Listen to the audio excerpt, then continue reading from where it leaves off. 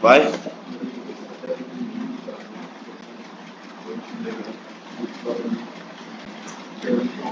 Essa é a segunda simulação de física solicitada pelo professor Fábio Elitaif, ministrante da disciplina de Física 1. Aqui ele passou o seguinte problema para a gente.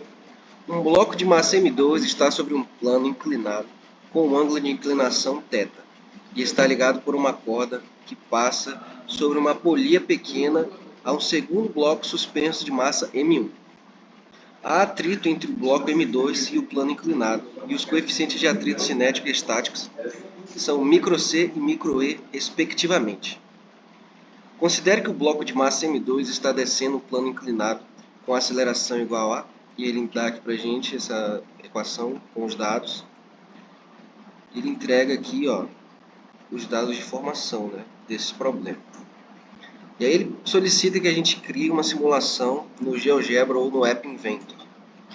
E essa simulação deve conter que seja solicitado ao usuário para que ele forneça os valores das massas de M1 e M2. Deve ter também que o programa solicite ao que o usuário forneça os valores dos coeficientes de atrito cinético e estático. O programa deve informar também ao usuário os valores dos dois ângulos limites para os quais os blocos permanecerão em repouso. O programa deve informar também para o usuário a aceleração dos blocos nas condições tratadas acima.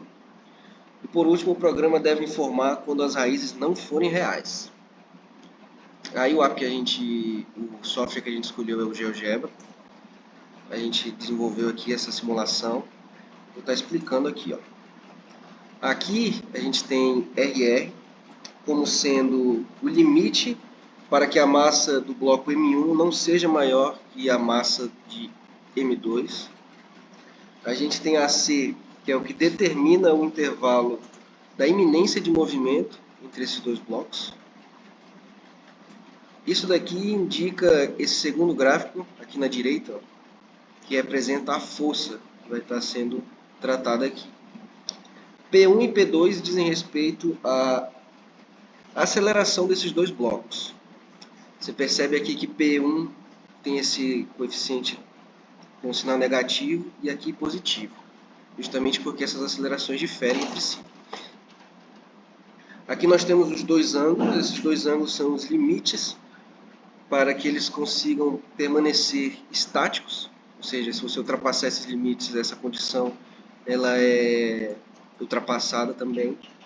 Aqui a gente tem o G, que representa a gravidade, M como sendo a relação de M1 e M2, a razão de M1 e M2, a divisão da massa de M1 pela massa de M2. N1 como sendo o possível ângulo limite com o coeficiente de atrito estático, que determina a iminência do movimento. E a gente tem o mesmo conceito aplicado para o N2, só que para o bloco de massa 2. U como sendo o módulo do vetor de atrito estático, o C como sendo o coeficiente do atrito cinético e o coeficiente do atrito estático. Aqui eu vou estar exemplificando. Quando a gente aumenta a massa de M1 em relação a M2, você percebe ali pelo gráfico da direita que a força vai diminuindo até que chega o ponto que ela desaparece, ela some, ela deixa de existir nessa simulação aqui.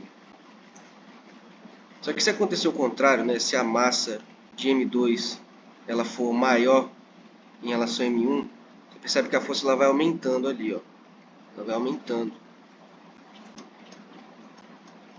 E aqui a gente tem o coeficiente de atrito estático, que a gente determinou como sendo 0,4, e o coeficiente de atrito cinético como sendo 0,4 também.